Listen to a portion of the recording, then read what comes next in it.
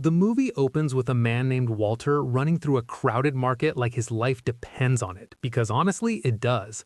A group of men are chasing him, and instead of fighting back, Walter quietly slips a small package into a public mailbox. The moment it's done, he exhales, almost relieved, like he's finally completed his mission. But that relief lasts only a few seconds. As Walter steps onto the road, a speeding van slams straight into him, killing him instantly. What looks like a hit and run is actually the beginning of something way bigger, because Walter's death is about to drag his broken family back together. The next day, we meet Walter's older son James, a disciplined and no-nonsense guy working as an instructor at a military training school. He's training new recruits to survive underwater, but none of them can hold their breath long enough, and James is clearly frustrated.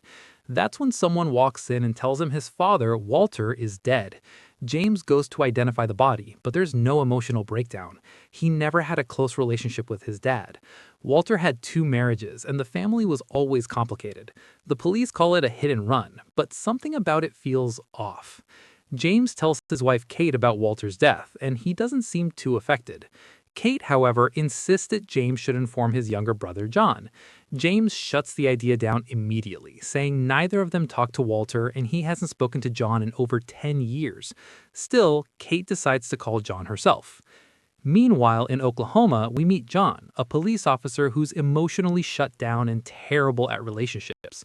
He comes home to his girlfriend Denny, who's furious because it's her birthday and John completely forgot. After a heated argument, Denny walks out, leaving John alone with his regrets and a bottle of alcohol. Later that night, Kate calls and tells him that his father, Walter, has died. John doesn't even know Walter was still alive, and honestly, he doesn't seem to care. When Kate asks him to attend the funeral, John flat out refuses. That's when two men break into John's house and grab him. They tell him they're looking for a package Walter sent him. John says he never received anything. The men revealed they're connected to the Yakuza, and that's when John snaps. What follows is brutal. John fights both men and kills them, but before dying, they knock over a framed photo of John's mother, the one person he truly loved. That moment hits him hard, and John realizes whatever his father was involved in is far from over. He decides to find out the truth. At the funeral in Hawaii, the family reunites. James, John, and their sister Rita come together, but the tension between the brothers is obvious.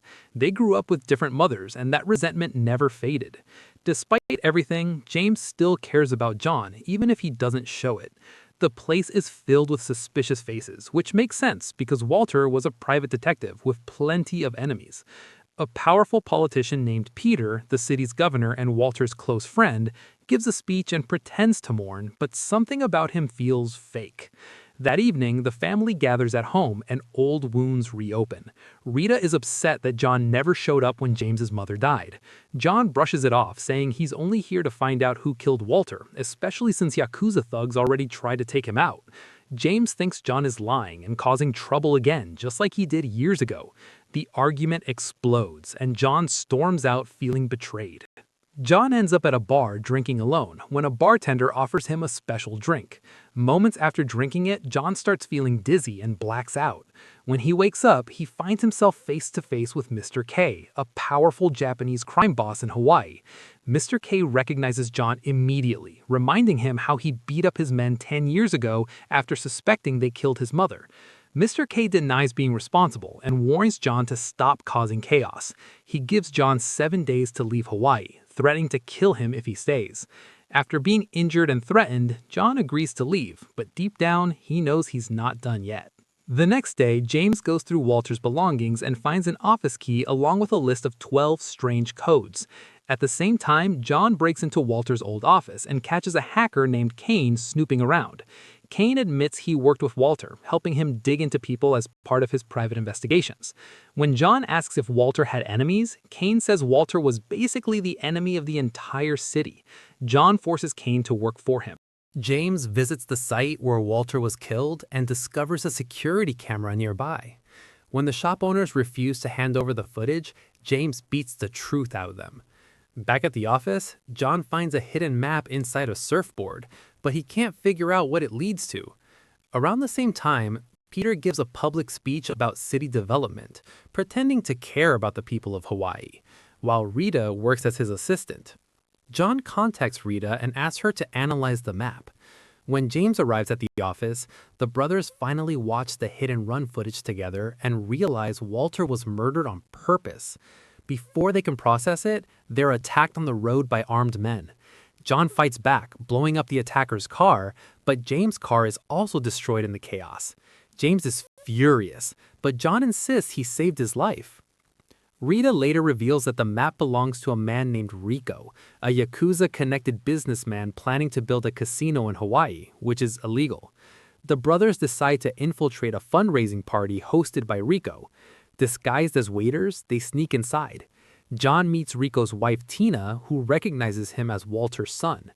Tina admits she hired Walter because she suspected Rico was having an affair. She asks John to meet her the next day and promises to tell him everything. The next day, John goes to the hotel to meet Tina, but instead finds her dead. Knowing Rico is responsible, John goes on a rampage, attacking Rico's men. He's eventually arrested, but later released by James, who's furious at John's reckless behavior. The brothers finally confront each other, and John admits he needed James after their mother died. James confesses he sent John away to protect them from both the police and the criminals hunting him. The brothers finally make peace and decide to hunt Walter's killer together. Soon after, Denny calls John and tells him she found the package addressed to Walter at John's house. Inside is a pen drive. John realizes this is what the Yakuza were after. Denny flies to Hawaii and hands it over.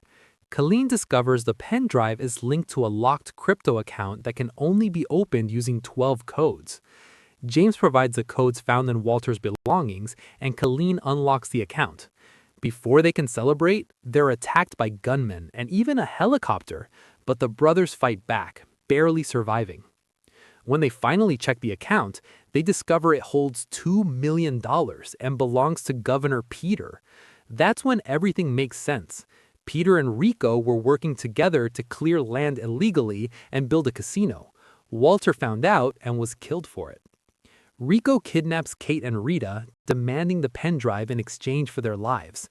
Armed and furious, James and John storm Rico's compound, taking down wave after wave of armed guards. James brutally kills a deadly enforcer, while John chases Rico toward the docks. Rico nearly beats John to death using Yakuza martial arts, but John reveals he pulled the pin from Rico's grenade. The explosion kills Rico, while John barely survives by falling into the water. James pulls John out just in time. The next day, Peter is arrested, still claiming innocence as he's taken away. Days later, John reflects on his mother's death and finally finds peace with his family. Mr. K visits John and admits that Rico was worse than him, thanking John for ending the Yakuza's terror in Hawaii. He even hands John a note revealing the name of his mother's killer. John shows the note to James, but instead of chasing revenge, he burns it. With the money from the pen drive and their family finally reunited, the brothers choose peace over bloodshed and start a new life together.